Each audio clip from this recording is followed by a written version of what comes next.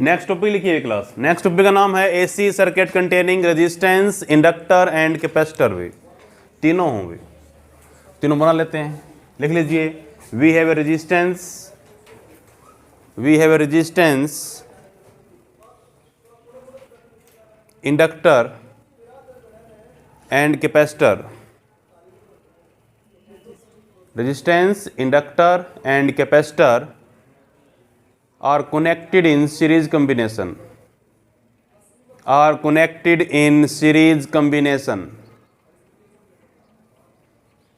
कहाँ जुड़े हुए हैं तीनों? सीरीज में, विद एसी सोर्स।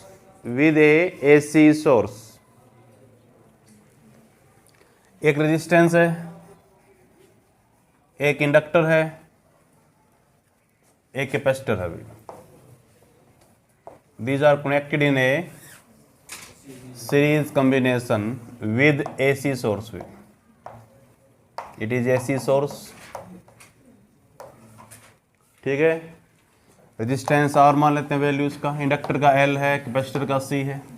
कैपेसिटेंस कर लोगे।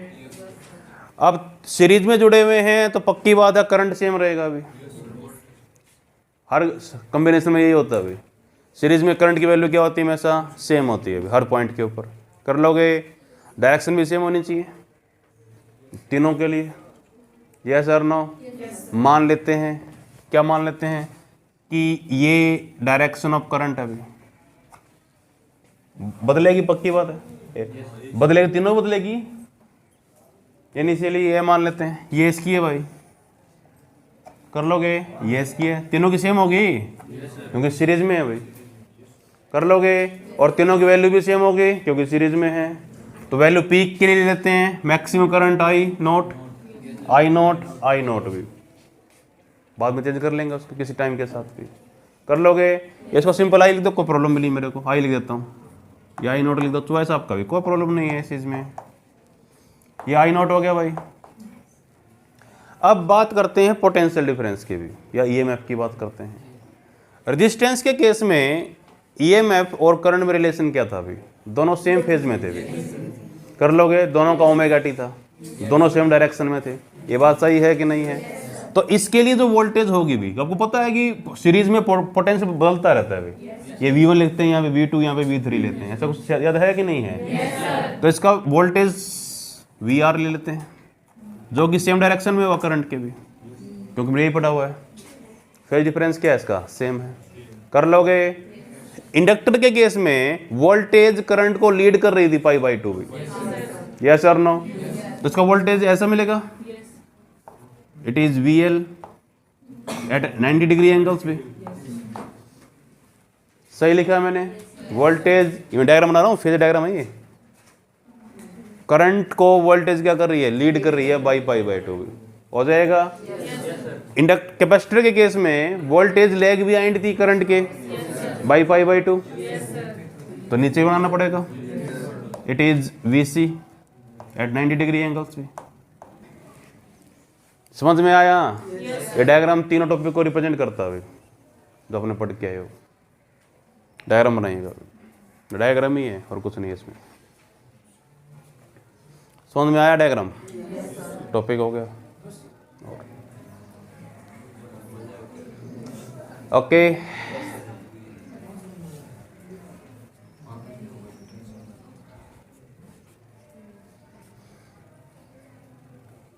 हो गया भाई। आप शुरू करते हैं टॉपिक को, देखिए, ठीक है। लिखिए भाई, इतना हो गया क्लास। अब लिखिए भाई, maximum potential difference in resistance. Resistance में कितना होगा उसको VR ले रखा मैंने भी। कितना होता है potential? V is equal to IR भाई, यस और नो? तो कितना I कितना है? I note. रेजिस्टेंस कितना है? R पे। सिंपल है भाई, कुछ अलग नहीं है। नेक्स्ट है maximum potential difference in inductor. Inductor में कितना होगा उसको मैंने VL लिखा है। करंट कितना है? अभी भी I नोट है भाई, करंट तो सेम है सीरीज में। रेजिस्टेंस ऑफ इंडक्टर कितना है? एक्सएल। फिर गलती करोगे, एल नहीं है। यस और नो? कल याद है एक्सएल लिखा था इसको मैंने, resistance of inductor, inductive reactance, याद है कि नहीं है? फिर है maximum potential difference in capacitor, तो उसको VC लिखा था मैंने, I नॉट XC।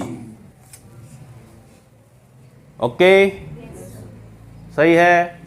मैंने आपको बोला गया जब भी मैंने क्वेश्चंस करवाए हैं कॉम्बिनेशंस के, ये बोला आपको जो भी वेरिएबल हो उसको लेकर चलो हमेशा। तो मैंने वोल्टेज निकालनी है, V is equal to net V कितना हुआ, V1 plus V2 plus V3, यही करते हैं हम लोग हर बार सीरीज में। कर लोगे तो लिख लीजिए नेट, ठीक है भाई। हमें जोड़नी है, तीनों चीज़ों को जोड़ना है अभी, तीनों वोल्टेज को जोड़ना है, ठीक है। प्रॉब्लम क्या है, डायरेक्शन तो सेम नहीं तीनों की, सही है। और हमने बोला है कि डायरेक्शन सेम नहीं है, इसको वेक्टर में रिप्रेजेंट भी कर रखा है in term of phasor diagrams पे। देखो V1 plus V2 plus V3 जोड़ तो लें, कैसे जोड़ लें, एक तो ऐसे है, एक ऐसे है, एक ऐसे है भाई, कैसे जोड़ें? समझ में आया कि नहीं आया? तो तीनों को एक बार बना लेते हैं डायग्राम्स में, फिर जोड़ते हैं in term of vectors form में। एक तो देखो भाई, सभी का करंट ये है, इट इज I नॉट, ऐसे जा रहा सभी का करंट। रेजिस्टेंस के लिए वोल्टेज ऐसे थी VR in the same direction से। इंडक्टर के लिए ऐसे थी, इट इज VL। कैपेसिटर के लिए ऐसे थी, इट इज VC। ये इट इज फेजर डायग्राम, तीनों को मिला के कर लोगे। अब देखो भाई, हो सकता है कि VL और VC बराबर हो, कोई प्रॉब्लम नहीं है मेरे को। हो सकता है कि VL बड़ा हो VC से, कोई प्रॉब्लम नहीं है। VC बड़ा हो VL से, कुछ तो मानना पड़ेगा भाई मेरे को, पहले तो कुछ तो माने, कुछ भी मान के चलो। बराबर मानो तो बहुत आसान हो जाएगा, मेरा ये बच जाएगा सिर्फ, तो इतना आसान तो मानेंगे नहीं, तो बाद में तो बता देंगे बराबर ही हो सकता है किसी पॉइंट पे आके भी। कर लोगे? मान लेता हूँ भाई कि VL बड़ा है VC से भी, VL is greater than VC। लिखिए let VL is greater than VC भी, ठीक है।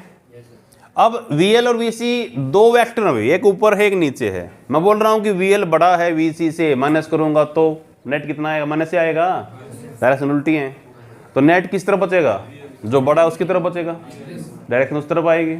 यस और नो? देखो ये लाइन लंबी है अभी VL की, इसको उठा के ऐसे रख दूं तो VC कट जाएगा, जो बचेगा वो किसका हो जाएगा, नेट का हो जाएगा। यस और नो? मान लेते ये बचा होगा, कुछ कमी बचेगा इससे, तो कितना बचा ये बड़ा section, it is VL minus VC। समझ में नहीं आ रही? आ रही है कि नहीं आ रही? ये 10 है प्लस का, ये प्लस ये माइनस का 5 है, कितना बचा, 5 प्लस में ही बचेगा ऊपर जाके। कर लोगे? जो बड़ा उसके अकॉर्डिंग डायरेक्शन देंगे हम लोग, VL बड़ा है तो उसके अकॉर्डिंग डायरेक्शन ऊपर ही बनेगी डायरेक्शंस। तो इन दोनों का आंसर तो हो गया भाई, दोनों का क्यों आंसर आ गया अभी, हो गया। अब दो आपके पास दो चीज़ें बची हुई, एक तो ये बचा हुआ, एक ये बचा हुआ। तो पहला ग्राम पूरा कर लूं by vector law of additions. दो वेक्टर हैं भाई, यस और नो? इन दोनों वेक्टर का आंसर क्या आएगा, नेट ये आएगा diagonal according to parallelogram law of vector addition. याद है कि नहीं है? इसको E नोट मान लेते हैं, ये पीक तो है, सभी का पीक का आंसर क्या आएगा, पीक ही तो आएगा। तीनों को जोड़ दिया मैंने, ये तीनों का आंसर है ये नेट। ये बात समझ में आई कि नहीं आई? सभी को आई? कुछ तो एंगल बनाएगा, बाद में देख लेंगे क्या एंगल बनाएगा। हो गया इतना भाई, पहले इसको सोल्व करते हैं। डायग्राम बना लो देखो जल्दी से, इसका डायग्राम समझ में आ रहा है भाई? जो मैंने तीनों को डायग्राम बना रखा ना, डायग्राम के अंदर बना रखे हैं, उसको जोड़ जोड़ा के आंसर निकाल रखा मैंने। कर लोगे? अब देखिए अभी क्वेश्चन ये है, what is the value of E nought भाई? आपको याद है what is the value of R? Under the root A² plus B² plus 2AB cos theta. ये चेक करते हैं, याद है कि नहीं है? तो what is the value of E nought? Under the root VR² plus VL minus VC² plus 2VR VL minus VC। कितना एंगल के बीच में? cos 90। एक ऐसे है एक ऐसे है, कितना एंगल बन रहा है वेक्टर के बीच में? 90। सही लिखा है मैंने? According to resultant of parallelogram law of factor addition से, सही है कि नहीं है? cos 90 कितना? 0 इंटू समथिंग 0, बच गया कौन? A naught is equal to V R square plus V L minus V C का होल स्क्वेयर भी। अब मेरे पास तीनों की वैल्यू है, अभी निकाल ली हम लोगों ने। सबसे पहले ये निकाली थी, what is the value of V R? I naught R, I naught R का स्क्वेयर प्लस वी एल की वैल्यू कितनी है? I naught X L minus I naught X C का होल स्क्वेयर भी। सही लिखा है? इन में से क्या कॉमन आ रहा है? आई नोट स्क्वेयर कॉमन आ रहा है, नोट आई नोट स्क्वेयर। यस और नो? आई नोट स्क्वेयर अंडर रूट से बाहर निकालूंगा तो आई नोट बाहर निकलेगा। यस और नो? या करके दिखाऊं? तो ई नोट इज इक्वल टू, मैं आई नोट बाहर निकाल लूं अंडर रूट से, यहां से तो आएगा आई नोट स्क्वेयर और अंडर रूट से बाहर आएगा आई नोट में। कर पाओगे? यहाँ पे बचा कितना? R square plus X L minus X C का होल स्क्वेयर भी। एनी प्रॉब्लम क्लास में? यहाँ तक कोई डाउट है किसी को? डायग्राम बना चुके हो? E naught by I naught is equal to under the root R square plus X L minus X C का होल स्क्वेयर भी। यस और no? What is E naught? Maximum potential difference, EMF है। What is I naught? Maximum current. तो क्या answer है ये maximum resistance भी। Yes और no? R is equal to V by I होता है, R is equal to V by I. Actual में किसको दिखा रहा है ये रेजिस्टेंस को दिखा रहा है। रेजिस्टेंस तो एक डिवाइस है, उसको नाम दे नहीं सकते हम रेजिस्टेंस, तो कुछ और देना पड़ेगा। इसको लिखा गया जेड बी, इम्पीडेंस बोलते हैं इसको। जेड क्या है? लिख लीजिए, इम्पीडेंस। इम्पीडेंस भी क्या बोलते हैं इसको? इम्पीडेंस। तो जेड के एक्चुअल में पता है? Total resistance of RLC circuit में,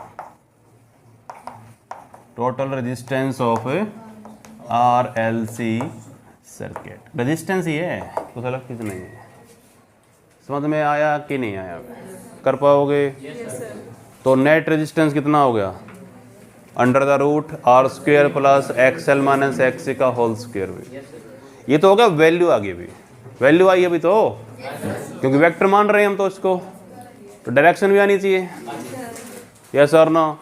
देखो सारी स्केलर हैं, सबको वेक्टर ले रहे हैं हम लोग बाय यूजिंग फेजर डायग्राम्स भी। ओके, रेजिस्टेंस स्केलर है भाई, पोटेंशियल स्केलर है, करंट स्केलर है, फिर भी क्या बना रहे हैं उसको? वेक्टर फॉर्म में दिख रहे हैं। किसकी हेल्प से? फेजर डायग्राम की हेल्प से। क्यों लिख रहे हैं ऐसा? क्यों? करंट की डायरेक्शन होती है भाई, दिक्कत ये है। समझ में आ रहा है? करंट को लिखते हैं कि पॉजिटिव से नेगेटिव जा रहा है। प्रॉब्लम क्या है करंट का? करंट ना तो स्केलर ना वेक्टर है अभी। करंट क्या है? टेंसर क्वांटिटी है अभी, इसलिए मेरी मजबूरी हो रही है लिखना उसको, डायरेक्शन भी दूँ साथ में उसकी वैल्यू के साथ। वेक्टर नहीं है, फिर वेक्टर बना रहा हूँ उसको। समझ में आई बात है? यस और नो? अगर करंट वेक्टर है तो v is equal to I R है, तो v भी वो वेक्टर होना चाहिए उसके हिसाब से। पोटेंशियल कैसे वेरी करता है? हाई से लो की तरफ, तो उसकी डायरेक्शन होती है। रेजिस्टेंस में दोनों में इंक्लूड हो गया, तो उसका भी होना चाहिए कुछ ना कुछ वैल्यू। तो अभी सब कुछ किस टर्म में लिख रहे हैं? वेक्टर फॉर्म में। रब कर दें इसको। देखो डायग्राम ये था भाई, ये आर था, ये वी आर था भाई, ये क्या था? वी एल माइनस वी सी, और ये था ई नोट भी। यस और नो? ये किस तरफ जाएगा ये आपको ये एंगल बताएगा भाई। ये किस तरफ जाएगा आपको ये एंगल बताएगा, ये कहाँ जाएगा, यहाँ जाएगा, कहाँ जाएगा। यस और नो? अगर आप ये एंगल निकाल पाओ तो आंसर हो गया। इस एंगल को 5 बनाओ डायग्राम के अंदर। ये एंगल कौन सा है? 5 एंगल। तो हमको मेन काम हमारा क्या है? 5 निकालना भाई। समझ में आई बात है? तो what is the value of triangle? Simple लिख देते हैं, what is the value of tangent 5? ये हो गया परपेंडिकुलर। डायग्राम ऐसा बनता भाई, याद है?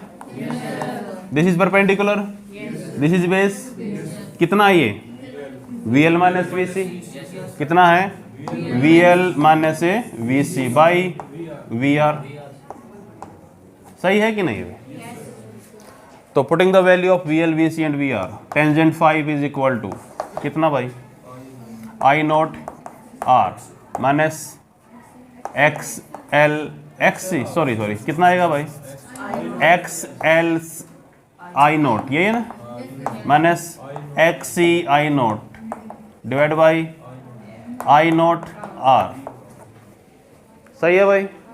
I नॉट कट गए तीनों के कॉमन निकाल के, तो टेंजेंट फाई का वैल्यू कितना हुआ XL minus XC by R। This is the direction of resultant way E not. Topic complete भी समझ में आई बात भाई? अब मेरे बताओ करंट और वोल्टेज रिलेशन क्या है अभी? सब में बातें आई हम लोग अब तक ये बात। आपके पास सब कुछ है भाई, आपके पास आंसर हो गया, सारा निकाल लिया। अभी आप क्या बताइएगा करंट और वोल्टेज में रिलेशन क्या रहा है?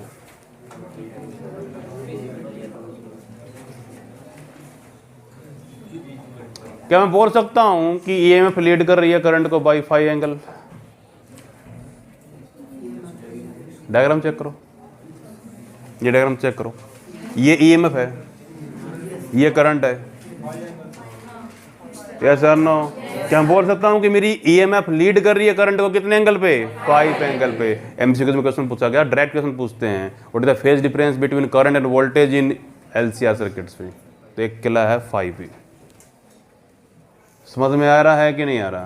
तो लिख लीजिए इन LCR circuit, in LCR circuit,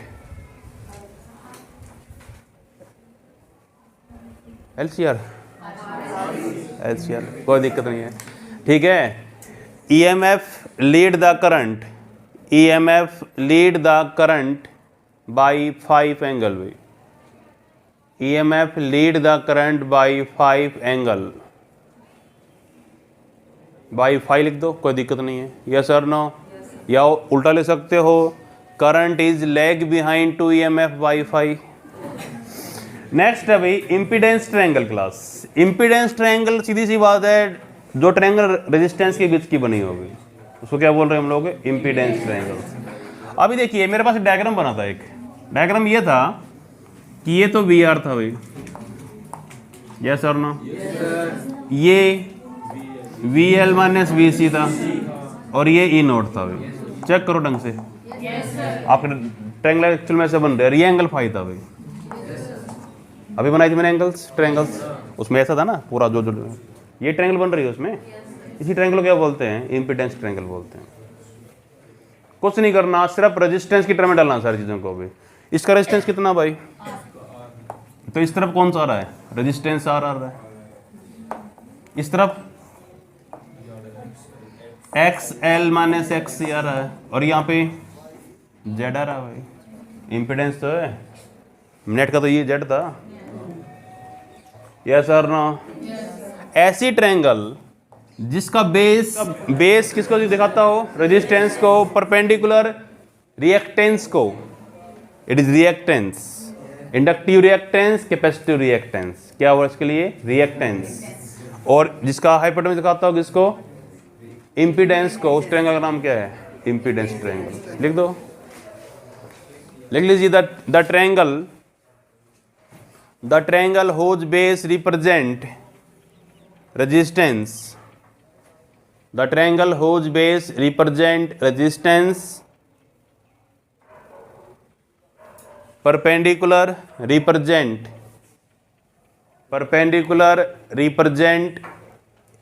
reactance, perpendicular represent reactance and hypotenuse represent impedance, represent a impedance. Okay, this triangle is called impedance triangle. Sir next topic है AC circuit containing resistance and inductor. अब नोटंकी चलेगी, सिर्फ क्या चलेगी? सिर्फ दो ही हैं भाई। अब होता है 3 के साथ 2 लगा के देखता हूँ क्या होगा। ये क्या है? पहले ये बना दिया मैंने। देखिए AC circuit containing resistance and inductor भी, अगर ये जोड़े हों दो के साथ भी तो क्या फर्क पड़ने वाला है भाई? ये R है, ये क्या है, L है, ठीक है। तो सिंपल लिख दो AC source having resistance and inductor, AC source having resistance and inductor. कुछ नहीं करना, Z कितना होगा बताओ, जल्दी से बताओ मेरे को। अब पूरा टॉपिक नहीं करेंगे अभी, Z बताइए कितना होगा। क्या नहीं है इसके, C नहीं है भाई, XC की 0 कर दो, सीधी सी बात है भाई। क्या आंसर आएगा यहाँ पे? XC कितना होगा, 0। तो फॉर्मूला क्या बनने वाला है, E0 by I0 is equal to under root R square plus XL square भाई। खत्म हो गया टॉपिक। और टेंजेंट 5 क्या होगा, वहां पे था XL minus XC by R, XC तो है ही नहीं, तो XL बाई R भाई। टॉपिक पूरा हो गया भाई। इस कंडीशन में बताओ मेरे को करंट बढ़ेगा कि घटेगा भाई? सोच के बोलना करो। करंट तो कांस्टेंट है, सीरीज में है भाई। अरे सीरीज में है भाई, बढ़ेगा घटेगा मतलब क्या था, कांस्टेंट रहेगा। नहीं समझ में आया तुम लोगों को?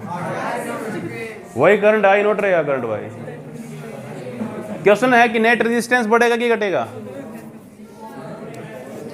बढ़ा कि घटा? Z की वैल्यू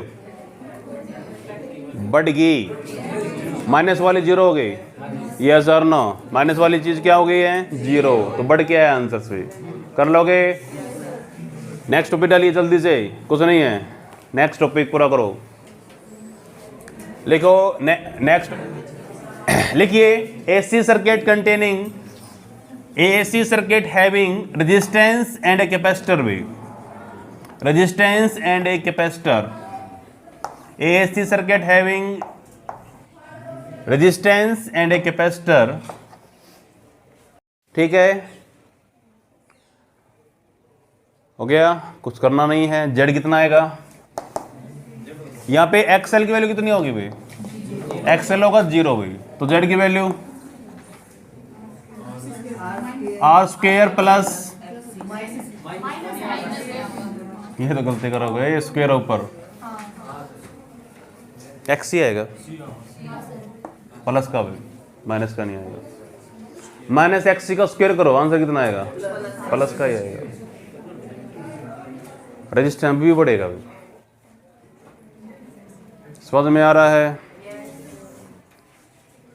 कर लोगे? टेंजेंट कितना आएगा? टेंजेंट 5, ये माइनस का है, डायरेक्शन उल्टी हो जाएगी भी। यस और नो? कितना आएगा? Minus XL XC by R। एक डायग्राम बना दो, फेज डायग्राम मैंने भूल गए पहले टॉपिक में भी। डायग्राम क्या बनाओगे, फेज डायग्राम क्या बनाओगे? ये I0 है, ये R है, तो यहाँ पे ये VL होगा भाई। यस और नो? VC आएगा। तो this is the resultant class, this is resultant भाई, इट इज E0 भाई, दिस इज द एंगल 5 भी। समझ में आ रहा है कि नहीं आ रहा? अरे ये वाला फैक्टर तो है ही नहीं इसमें, तो ये वाला बच रहा सिर्फ। दो वेक्टर में, एक वेक्टर ही, एक वेक्टर है, तो ये क्या होगा? इसका रिजल्टेंट होगा। यस और नो? और पहले वाले में डायग्राम बनाओ सेम भी ऐसा ही। पहले वाला डायग्राम क्या था? ये आपका E0 भी, E0 नहीं है, ये R है, ये I0, और ये XL भी, या VL भी। दिस इज द E0 भी क्लास, सही है, एट एंगल 5 भी। इसमें बनाओ भी डायग्राम, पहले वाले टॉपिक में डायग्राम बनाओगे, दो लाइन लिखो तो दो नंबर मिलने के जो क्या होंगे भाई, नहीं तो कुछ मिलेगा नहीं इसमें। ठीक है, कर लोगे? हो जाएगा। इसमें बनाओ पहले वाले में वेव डायग्राम, और इसमें ये वाला डायग्राम भी। दोनों डिफरेंस क्या रहा है? इसमें करंट लीड कर रहा है कि ईएमएफ लीड कर रही है? करंट लीड कर रहा है, उसमें कौन लीड कर रहा है? ईएमएफ लीड कर रही है। फर्क तो होगा भाई। यस और नो? कितने एंगल पे? 5 एंगल के ऊपर। एनी प्रॉब्लम भाई? जिस तरह आपको याद हो ना, हम लोगों ने फर्स्ट मिनट में एनर्जी स्टोर इन कैपेसिटर निकाली थी भी, क्योंकि डिवाइस तो ये भी है, डिवाइस रेजिस्टेंस भी है। उसमें कितना एनर्जी होता है रेजिस्टेंस में? रेजिस्टेंस में एनर्जी स्टोर कर नहीं सकता, रेजिस्टेंस कैपेसिटर स्टोर नहीं कर सकता एनर्जी को भाई। यस और नो? ये तो कर सकते हैं। नेक्स्ट टॉपिक का नाम है एनर्जी स्टोर्ड इन इंडक्टर भी। आपको ई निकालना है भाई, सिंपल। तो व्हाट इज इंडक्टर भी क्लास? कैसे लिखोगे? लिख लीजिए in inductor E is equal to L D I by D T. याद है? Induced EMF in self induction से यही होती है। In inductor E is equal to L D I by D T. ये तो हो गया ई भाई। करंट भी होगा इसमें, कुछ ना कुछ करंट आई ले रहे हैं हम लोग। व्हाट इज एनर्जी भी? जब एनर्जी निकालते हैं हम वर्क निकाल लेते हैं। Ability to doing work is called energy. और कोई तरीका है एनर्जी निकालने का इसके अलावा भी? पावर से एनर्जी निकल सकती है, डब्ल्यू बाई टी। और पावर क्या होता है? करंट और वोल्टेज दोनों है, ई इंटू आई। यस और नो? तो उससे ईजी रहेगा निकालना पावर से, क्योंकि आपके पास करंट भी है, आपके पास वोल्टेज भी है, गुणाई तो करनी दोनों की। तो क्या बन जाएगा? पावर बन जाएगा। पावर क्या होता है? D W by D T. पूरे के लिए क्या करते हैं? उसका इंटीग्रेशन कर देते हैं, आंसर पूरा पूरा हो जाएगा। यस और नो? तो लिखो फिर इसको भी, इंटर में पावर ही निकालते हैं। लिखिए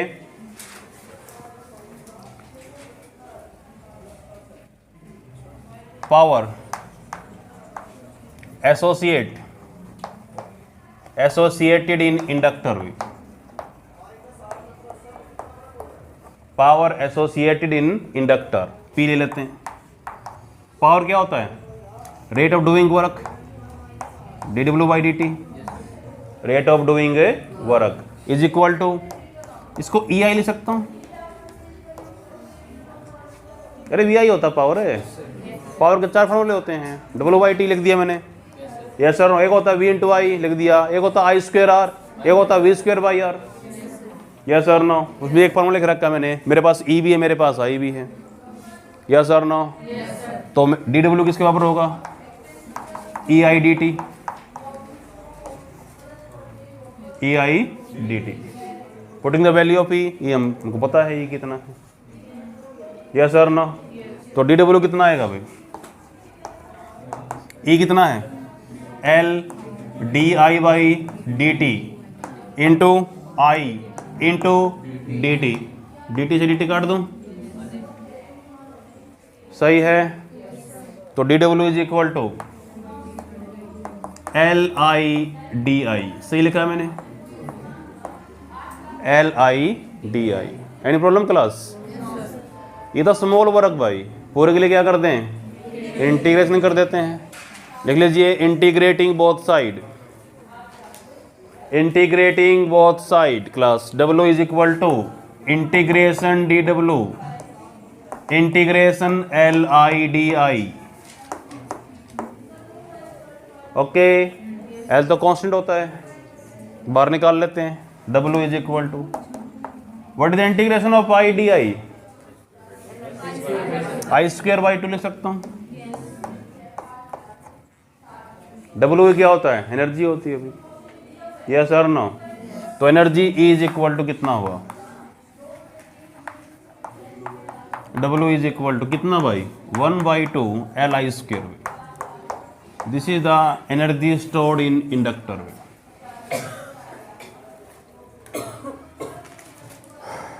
समझ में आ रहा है? अब इसमें एनर्जी कहाँ से आएगी? कैपेसिटर में तो मान ली तुम लोगों ने, एक प्लेट में दूसरे प्लेट में चार्ज इकट्ठा हो गया था, आंसर हो गया था भाई। यस और नो? एक इंडक्टर में कैसे हो? देखो एक सिंपल वायर है भाई, इससे करंट फ्लो करवा दो, क्या इसके पास एनर्जी स्टोर हो जाएगी इसके अंदर? बिल्कुल नहीं होगी भाई। कर लोगे? इसी वायर को मैंने ऐसे बना दिया, अब क्या खास हो गया इसके अंदर भी? इसमें एनर्जी स्टोर होगी भाई। क्या खास हुआ? जब करंट यहाँ से चेंज हुआ, इसका फ्लक्स ने इसके फ्लक्स को चेंज कर दिया अभी, यस सर नो। और इसमें एक इंड्यूस्ड ईएमएफ बन गई, इसके अंदर एक करंट और बन गया अभी। कर लोगे? जो पहले वाले करंट को क्या कर रहा था? अपोज कर रहा था। अब किसी को अपोज कर तो कुछ ना कुछ वर्क करना पड़ेगा उसको, तो वही वर्क क्या है? आपका एनर्जी है अभी। कर लोगे?